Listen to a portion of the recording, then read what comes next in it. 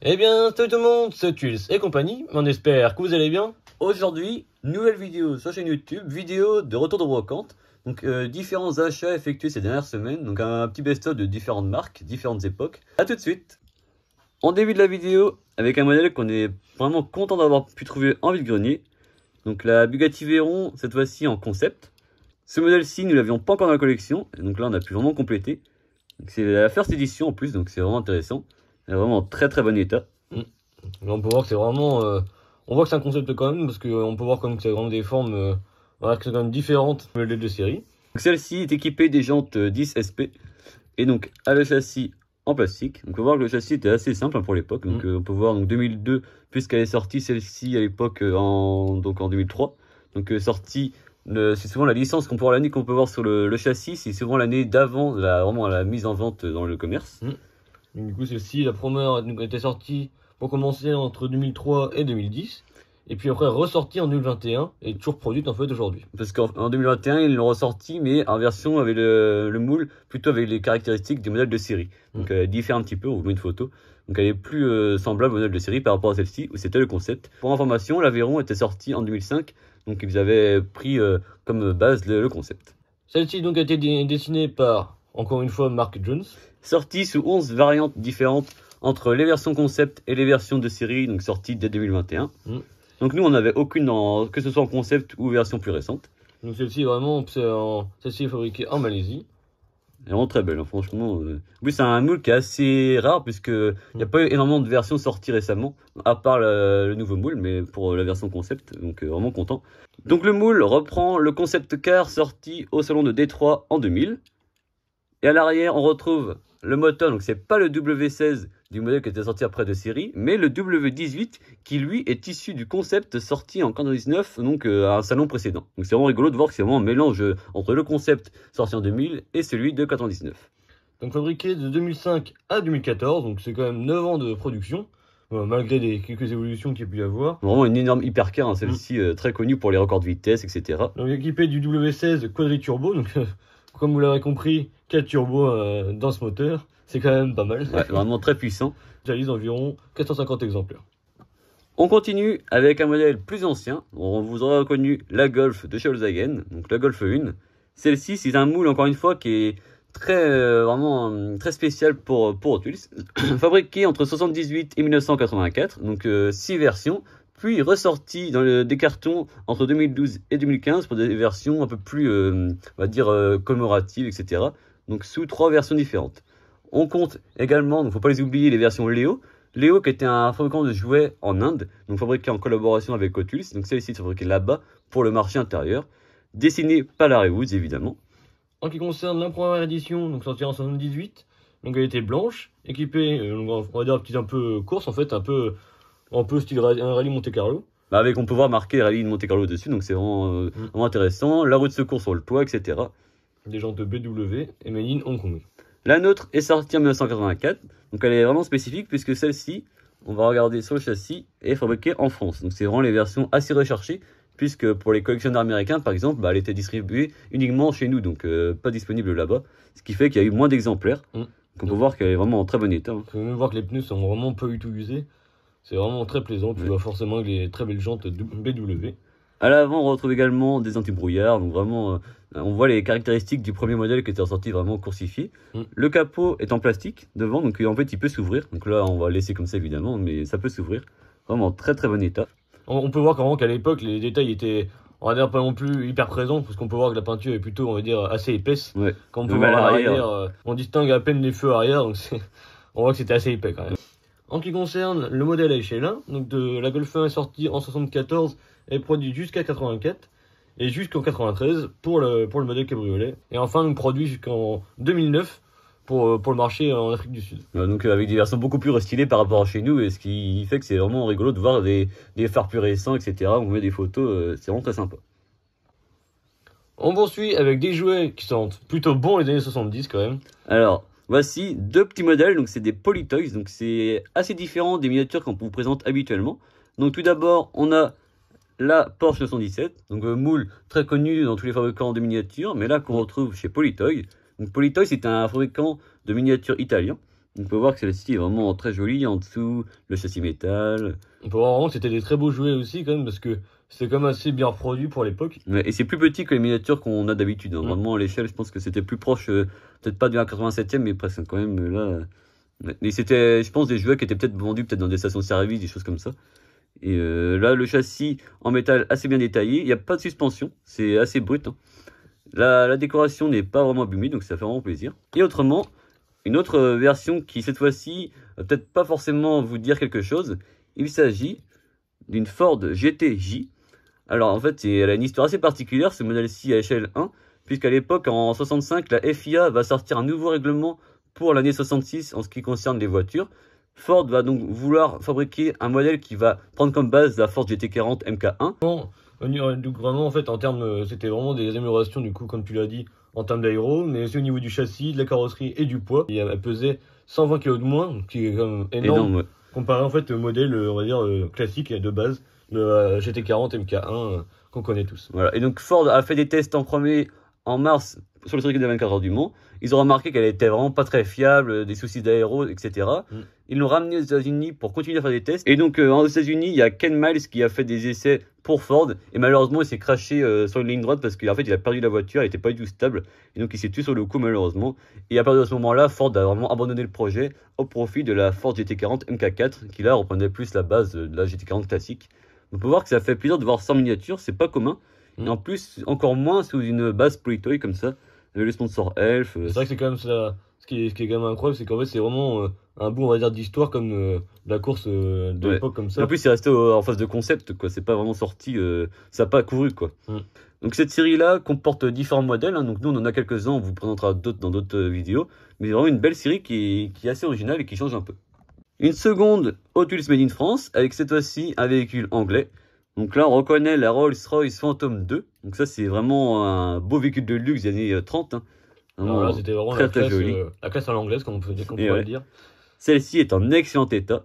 C'est vraiment une des plus belles trouvailles, je trouve, qu'on a pu faire parce que c'est assez rare de trouver ça. En plus, en très bon état, avec la capote. Avec vraiment pas un pet de peinture. Enfin, vraiment, c'est très très belle. Magnifique. Donc le châssis en métal, qui est en excellent état également. On peut voir la mention France. Celle-ci est fabriquée en 1984. Donc celle-ci, comme tu l'as dit, produite donc à partir de 84 et produite jusqu'à 95. Celle-ci est donc designée par évidemment Larry Woods. Voilà, et sortie sous 11 variantes différentes. Celle-ci fabriquée en 85. On retrouve des jantes BW. Donc vraiment BW, c'est un code qui n'est pas fait par hasard. Hein. Voilà, donc ça voulait dire Black Wheel. Donc c'était vraiment pour les roues noires en fait, voilà, tout simplement. Très simple, donc un nom de code d'usine. Voilà. Et elle est également sortie en WW. Donc on vous met une photo, vous remarquez les flancs blancs. Et donc là... Donc ça veut dire White Wheel. Voilà. Donc roue blanche, on va dire. En français. Voilà. En ce qui concerne la première édition, donc elle était dans un bleu, donc c'était assez différent de celle-ci, avec des jantes BW encore une fois, ou WW. Celle-ci est une reproduction d'un coupé cabriolet de 1931. On peut remarquer grâce à la roue de secours, vraiment les détails reprennent vraiment le modèle de 1931. On peut voir qu'elle est assez bien faite, n'empêche pour un jouet comme ça. Et ça change un peu, puis ça permet, déjà à l'époque, c'était déjà une collection vintage pour l'époque, dans les années 80, de faire des véhicules des années 30. Par rapport à aujourd'hui, les Youngtimer, c'était un peu ça de l'époque en fait, si on remet dans le contexte. En ce qui concerne le modèle à échelle 1, donc elle a été produite de 1929 à 1935, donc c'était vraiment complètement différent de ce qu'on pouvait voir aujourd'hui. Donc elle avait le fameux 6 cylindres en ligne de l'époque, donc c'était quelque chose de déjà très performant, je pense, déjà pour l'époque. Et donc produite à moins de 2000 exemplaires, donc ça concerne toute l'évolution du modèle, les cabriolets et les versions coupées classiques. On poursuit avec une de mes voitures préférées, on va dire à échelle 1, c'est la fameuse Porsche 356, donc celle-ci c'est la 356A, donc c'était vraiment les premières versions. Avant bien évidemment, après les Préa évidemment. Voilà. Celle-ci, donc de chez Hot Wheels. Magnifique, hein. Franchement la couleur lui va vraiment très bien. On peut voir vraiment le style un peu old speed en fait, on appelle ça, on va dire en général. Donc avec les fameux décors sur les ailes à l'avant, mais également les typographies avec le numéro 50. Celle-ci sortie en pack, pack de 10 ou pack de 20. Donc modèle exclusivement sorti là-dedans, donc pas en mainline. Donc celle-ci est sortie en 2019 avec des jantes, comme on peut le voir, DD8. Ça lui va vraiment très bien, ça change un peu et c'est assez sobre, donc vraiment sympa. Alors moi, si j'avais juste un petit reproche, ce serait de changer la couleur des jantes. Peut-être mettre en grise ouais, parce que du coup, en fait, de loin, on voit pas en fait le modèle des jantes. C'est assez dommage parce que C'est vraiment. Ouais, ça n'est pas forcément en valeur. Ouais, ça les met pas en valeur, je trouve. Donc fabriqué en Malaisie. En ce qui concerne le premier modèle de ce moule-ci, en mainline dans la série Showroom, donc c'était la numéro 10 sur 10, la dernière de la série. On peut voir qu'elle a de très belles jantes dorées. Donc c'était le modèle exact, c'était les Black MC5. Donc ça lui va plutôt bien également. Ouais. Elle est vraiment très belle, hein, celle-ci, j'adore. Mais même si je préfère la version rouge, ça lui va vraiment également très bien. Ah, c'est vrai que moi le contraste on va dire des bandes dorées rouges avec on va dire la couleur noire comme fond, j'avoue j'ai un peu de mal. C'est très sobre, quoi. Ouais. Fabriqué en Malaisie. Et donc on retrouve les bandes rouges, on retrouve également la mention Outlaw, donc c'est assez sympa. Donc on retrouve vraiment différentes versions, on a notamment une version qu'on avait déjà présentée du Lim Transport avec le T1, qui est vraiment une des plus belles versions pour moi, vraiment très belle. En ce qui concerne le modèle à échelle 1, donc après A donc jusqu'au dernier modèle, donc sorti de 48 à 65, conçu évidemment par Ferry Porsche et Erwin Commenda, donc équipé d'un moteur type 1. Alors pourquoi type 1, Tristan? Bah, parce que ça reprenait évidemment la base des moteurs de coccinelle, donc moteur refroidi à air et à plat. C'est vraiment c'est un on va dire un moteur assez emblématique chez VV. Et nous on apprécie particulièrement évidemment. Voilà, parce que commun on va dire à pas mal de modèles également, donc que ce soit les T1, mais également aussi les T2 également. Voilà, donc une grande gamme de Volkswagen. On continue cette fois-ci avec un modèle, on va dire, de course. Là, pour le coup, c'est vraiment deux courses. Ouais, très radical. Voilà, extrême. C'est la fameuse panneuse GTR 1. On peut voir que c'est vraiment un modèle très particulier. Ouais, Elle était surnommée la Batmobile, je crois, à l'époque, dans le paddock. Modèle d'une marque américaine, donc Panos, qui a fait beaucoup de véhicules de course, mais également des véhicules de série, donc pour la route. Donc c'était vraiment une voiture de course développée par Panos Auto Développement et également Renard Motorsports, pour concourir dans divers championnats de course d'endurance. Donc, on la retrouvait par exemple au championnat d'IMSA aux US, voilà, mais également en France. Au 24 bâtiments, voilà. Notamment en 97 et 98. C'est donc équipé d'un fameux V8 Ford de 6 litres, construit donc par Roush Racing. On peut aujourd'hui la retrouver par exemple dans les courses comme Le Mans Classique, elle concourt dans les catégories les plus récentes qui sont maintenant considérées comme anciennes. Hein. Et donc pour des modèles qui vont bientôt avoir 30 ans. Hein. C'est vrai. En ce qui concerne le premier modèle donc en Hot Wheels, donc c'est également la nôtre pour le coup, donc avec des jantes comme on peut le voir LW, donc qui vaut plutôt bien je trouve. Ouais, c'est assez réaliste. Et en plus la couleur, donc la base blanche reprend les bases blanches réelles avec, on peut voir donc les bandes rouges, ça c'est vraiment identique comme le modèle réel. Voilà. Après là il y a des petites touches de fantaisie comme le bleu qui n'est pas vraiment fidèle à l'original, mais seulement pour des manques de sponsors ou de licences. Mais ça reprend vraiment la même base, comme le Goodyear sur l'aileron, c'est vraiment comme le vrai. Donc ça c'est intéressant. Donc celle-ci était designée également par Mark Jones et fabriquée en Chine. On passe maintenant à un magnifique combi. Donc celui-ci de chez Matchbox. On retrouve les T2, donc T2A. On remarque notamment les clignotants en bas par exemple. Bon, ça c'est vraiment la chose la plus simple pour les reconnaître du T2B.